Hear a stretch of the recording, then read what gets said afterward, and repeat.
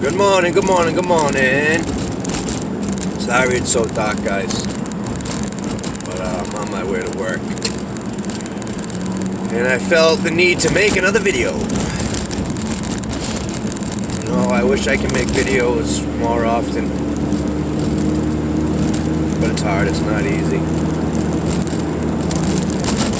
Not easy at all. Got a lot of stuff going on. But yeah. So what I wanted to touch base on is how when you're in addiction, lying becomes routine. And it almost comes to a point where you actually believe yourself. You believe your lies. Things that you keep telling people. You know, you say it so often that it just becomes part of you. And I caught myself lying about everything. I literally lied about everything. You know, it was insane. It was insane. And one really crazy one pops into my head. Okay? And I was down and out. I was definitely at rock bottom. I've been to rock bottom quite a few times, so I mean, you know, I don't know which rock bottom it was, but it was one of them. And my mother had enough.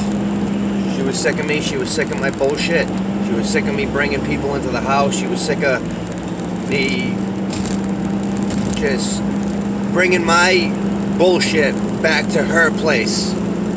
You know, she had no peace because I had no peace. You know what I mean? And that's where I was living. And I feel bad, and I love her, and she knows that. You know, she's one of my biggest supporters for sure. My mother's the best. She's always there for me. You know, I can call her in a blink of an eye, and she's there. You know what I mean? She's my best friend, and I love her. But it was this one time. No, she would never call the cops on me. She wasn't the person to call the cops on me or section me.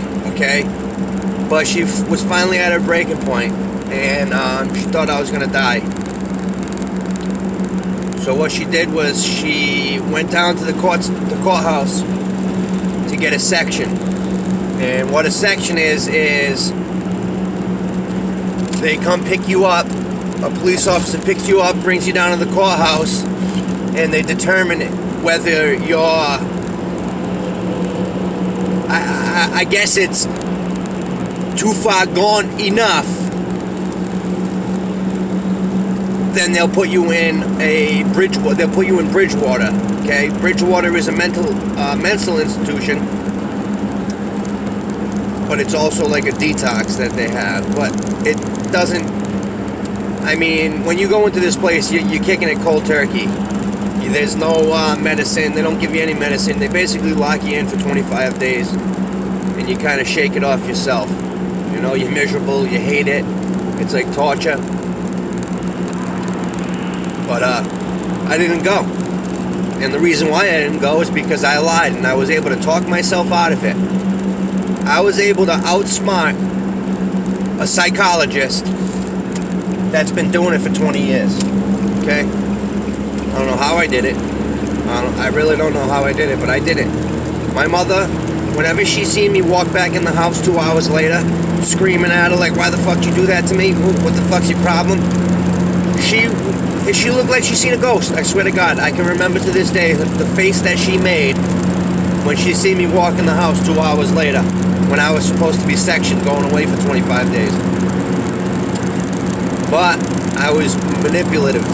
I manipulated the system. I was able to tell this psychologist that there was nothing wrong with me and that she was crazy. Okay? I told them all I did was drink. I don't do drugs. I showed them my arms, but I was able to be deceptive and kind of hide my track marks. It was crazy. It was absolutely nuts. I don't know how I pulled it off. But how it happens is they give you a breathalyzer while you're down there. They give you a piss test, so you can't lie to them. You know what I mean? But I was quick, and I was witty, and I knew that I didn't want to go, so I was gonna go. I was gonna do it by any means. I was gonna get out of this. So they gave me the breathalyzer. I wasn't drinking that day, so I passed that. Okay. They then came up with a piss cup. They gave me the piss cup, and they were watching me. I couldn't piss at first, but I could piss. I just didn't want to piss because they were watching me, and I knew that I was gonna fail. So I literally, as soon as he turned his head to talk to the correctional officer, I was able to turn the water on, splash some water in the cup, and then piss to top off the cup. Okay? I didn't know if it was going to work, but it did. I passed a drug test. Made my mother look like she was crazy when she wasn't. You know, that hurts my feelings to even think about it. That she was still in the courthouse. She was still in the courtroom. She had to stay there and wait to figure out what the determination was, what they were going to do with me. And it was just crazy. It was just crazy. I was able to get out of that, you know, and that happens quite often. You know, I got out of a lot of stuff because you become really manipulative. That word's freaking hard. Manipulative. I'm saying it wrong. Manipulative. There it is. Manipulative. And yeah, that's what happened. I mean, I'm not proud of it, but I mean, that's what happened. So anybody that has a son or a daughter or anybody that's going through addiction, and you feel like you're crazy, you're not. They're making you feel like you're crazy. You know what's going on. You know what's going on. You know your kids. You know your significant other. Don't let them pull the wool over your eyes, because I did it far too many times. You know what I mean? My mother knew that I had a drug addiction. I mean, it came to a point where I was doing it in front of her.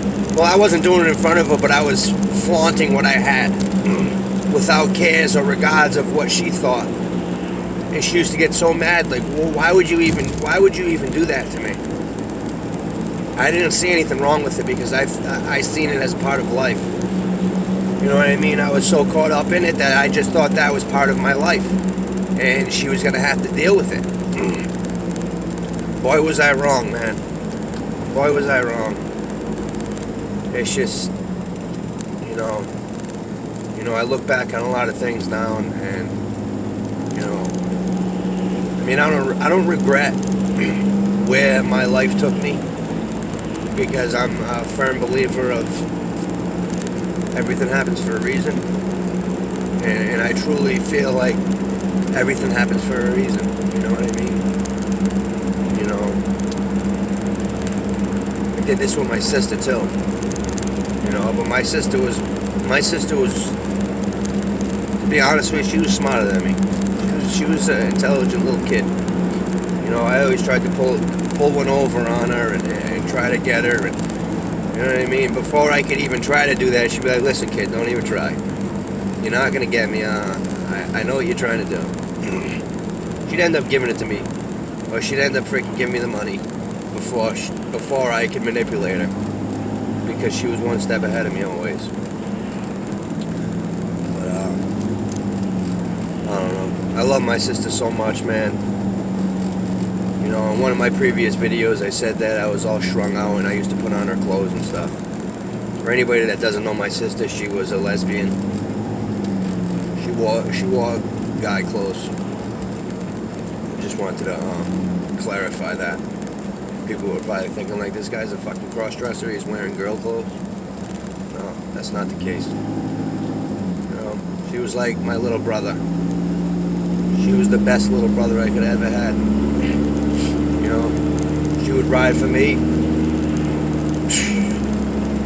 through thick and thin, man. She was there for me for anything. I mean, I could have a gang of 20 people come after me, and she'd be riding right on the side with me, without a scare or a worry in her mind.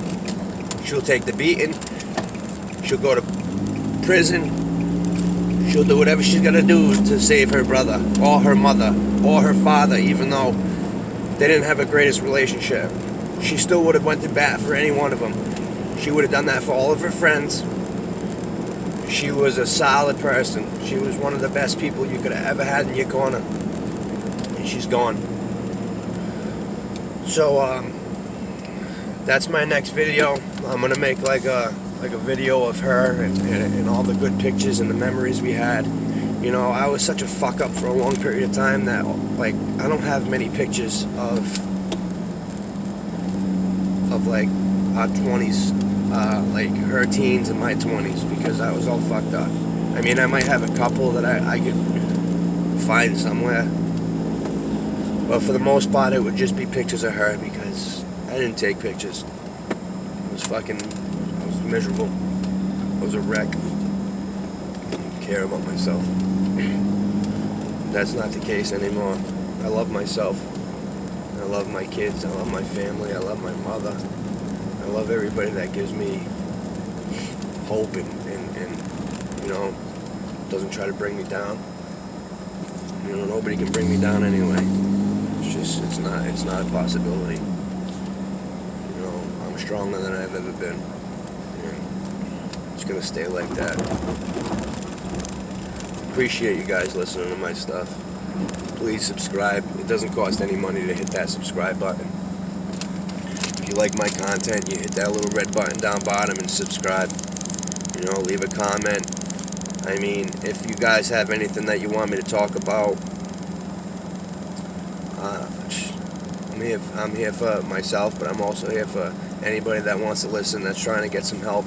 I mean, I can give you the best opinion that I have. You know what I mean? I don't have all the answers. Nobody does. But I can try my best.